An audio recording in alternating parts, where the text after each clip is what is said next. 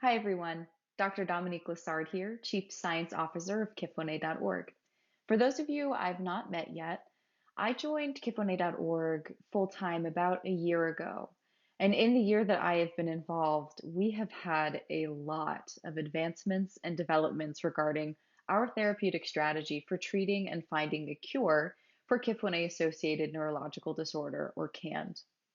Now, all of us at KIFONE.org want to make sure that you, our community, are informed and play an integral role in this process of therapeutic development. Therefore, we will be creating a series of videos to update you all on our 2021 therapeutic development strategy and open a dialogue about this process to help answer any questions or discuss any points that may arise. This first video is going to serve as an overview of KIFONE.org's therapeutic strategy, covering the basics of how we operate as an organization in this context, the logic that drives our therapeutic action and research, and important considerations about risk and how we define failure and success in regards to the scientific method or the scientific process. To start, let's provide a little bit of background about our KIFONE.org team.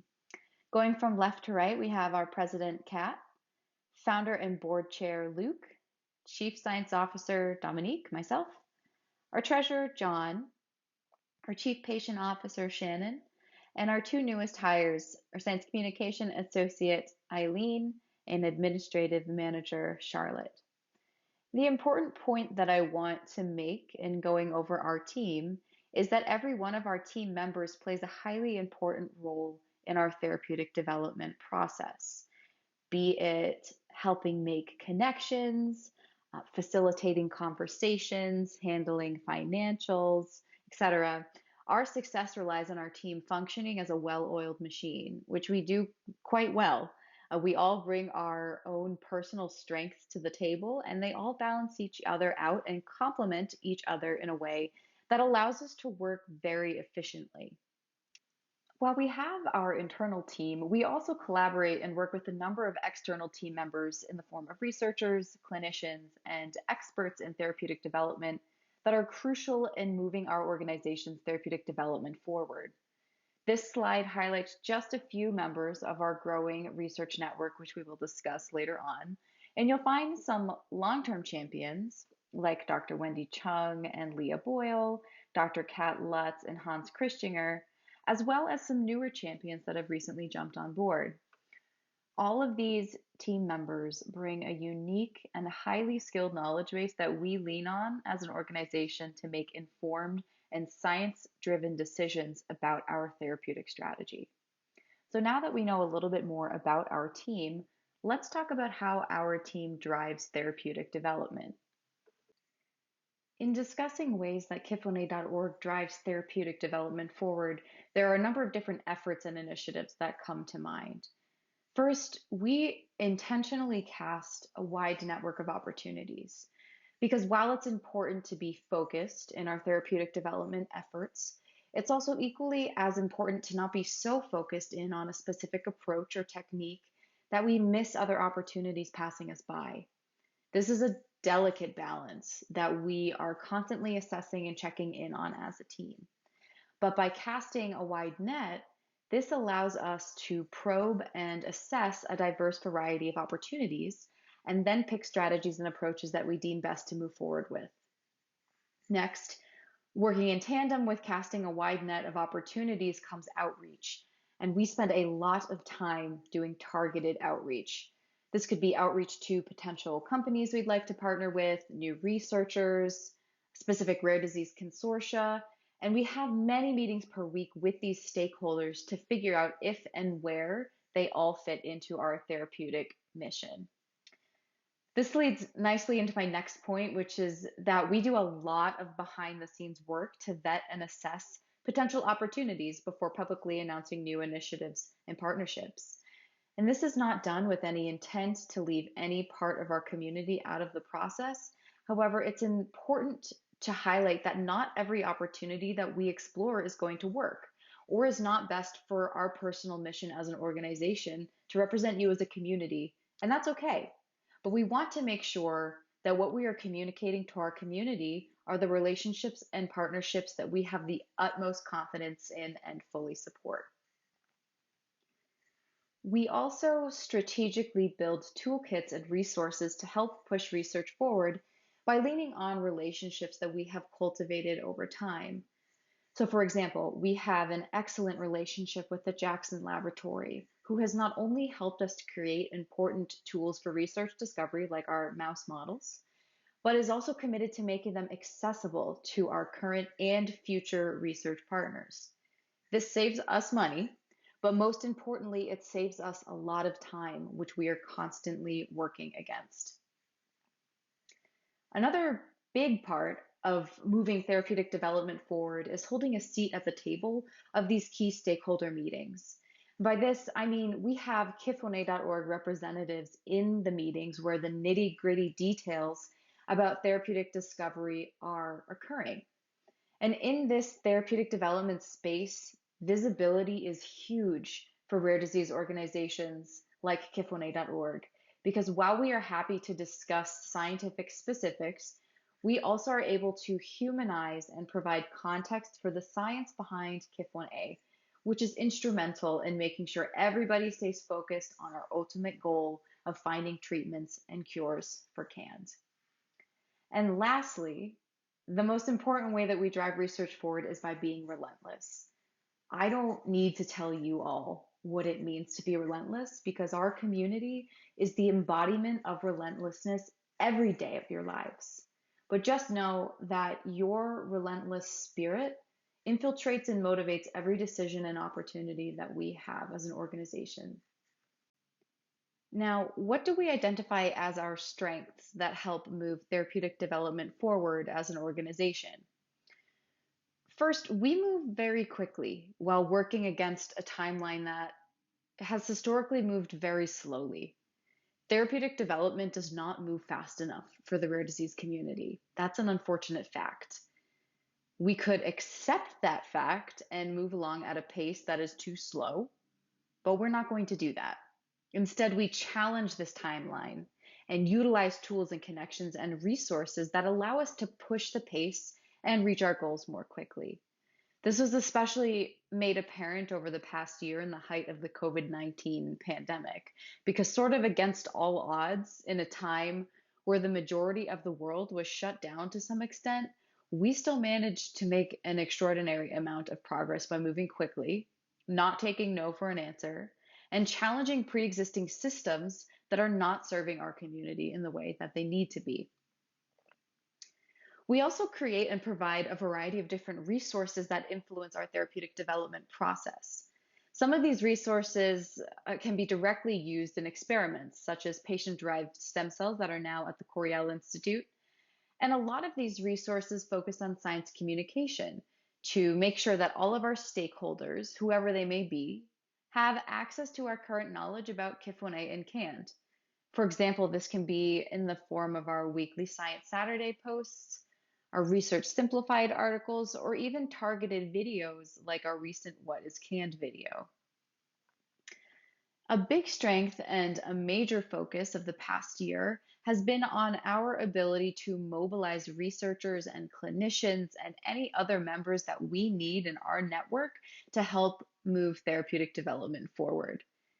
And it is amazing what can happen when you get brilliant minds all in the same place together to discuss KIF1A and CAND therapies. I mean, so much progress can be made in even an hour's time.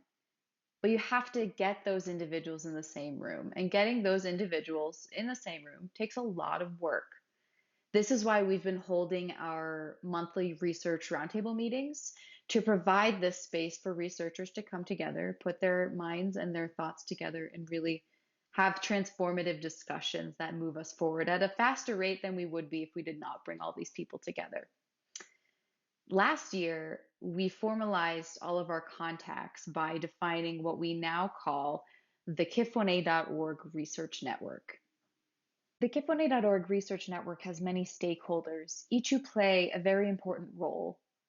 Probably the most intuitive members of this network are, of course, the researchers, clinical researchers and clinicians, basic science or fundamental science researchers, or translational researchers, all that help bridge our understanding from experiments that are occurring in a laboratory to what is actually happening on a clinical level in a human.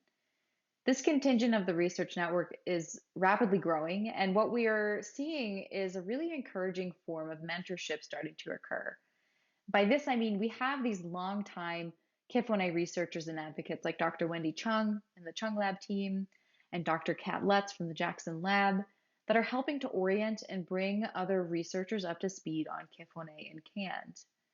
Additionally, we're also starting to see an influx of researchers into our network that have never worked on CAND before in their laboratories or clinics. And this is fantastic news because this means that we're drawing a larger workforce into our research network, finding more people to help tackle the complex questions that arise as a result of CAND. Regarding the rest of our research network, we do like to think broadly about what contacts we have as an organization and what role and contribution can they bring to the research network. This extends to contract research organizations, which are organizations that we may contract out to do specific research projects. It also includes biotech and industry partnerships. We have had biotech representatives attend and also present at some of our research roundtable meetings, investors and funders, as well as thinking about the broader community. So different rare disease organizations, and of course, our KIF1A.org community as well. Part of identifying one's strength or identifying an organization's strengths is realizing what type of work is best done in-house and what type of work is best to be outsourced. So for us, we think about this in terms of specific therapies. What types of therapies can we directly drive as an organization with our contacts and resources? And what should we consider outsourcing as this would be more efficient? For example, we've been very successful and continue to be successful in driving forward progress with small molecule compounds and specific types of drug therapies. And we will continue to drive these forward. We have an infrastructure set up that has a direct path in how we can explore these potential compounds and opportunities. But we also recognize our limitations, for example, in exploring potential gene therapy or gene editing approaches to treatment. This is an area where we identify that it is most resourceful and efficient for us to partner up and outsource this work with larger companies that are more appropriately resourced to employ these technologies. So we've talked about who we are, how we operate, and discussed our strengths. But when it comes to a specific strategy regarding how we initiate, develop, and support therapeutic options, how do we as an organization prioritize? Well, we take a multiple shots on goal approach. This means that we have many different therapeutic approaches being investigated at the same time. And while these approaches may have different starting points, they will likely all converge into a similar pipeline that ultimately gets us to a clinical trial and therapy approval. We take these multiple shots on goal with the understanding that not every shot is going to work. And that's okay. We need not fear failure, but we do need to make sure that we are testing as many approaches as possible to ensure that we can find our success, our personal success, in a sea full of well-calculated attempts. As far as our criteria for this shots on goal mindset, we value first, multiple ongoing efforts, especially in a range of different treatment options. In other words, we don't want to put all of our efforts into small molecules or all of our efforts into ASOs or all of our efforts into gene therapy. We want to diversify our efforts or have a diverse portfolio of treatment options so we can investigate as many options as possible. We as an organization also need to have and do have an internal workflow that allows us to evaluate and reevaluate how therapeutic approaches are working. Because if a compound or a therapy does not appear that it's going to be the hit that we need to figure that out as early as possible so we can push resources to another candidate. And lastly, our attempts need to be conducted in parallel, not one at a time. Why? Because as you know, as we've already talked about in this video, time is not on our side. We have no time for linear attempts. And therefore, we as an organization have created a system that allows us to balance multiple attempts at once instead of waiting for one attempt to go through a pipeline before assessing and starting another potential attempt. And in the context of our shots on goal approach, I want to take a moment to discuss two words that have a tendency to be viewed as scary or negative when we're talking about progress. And those two words are risk and failure. We as an organization and we as a community need to recognize that in order to make progress, we must take risks. This is because we don't have all of the information that we need to take riskless chances. And honestly, those situations are far and few between in any context of life.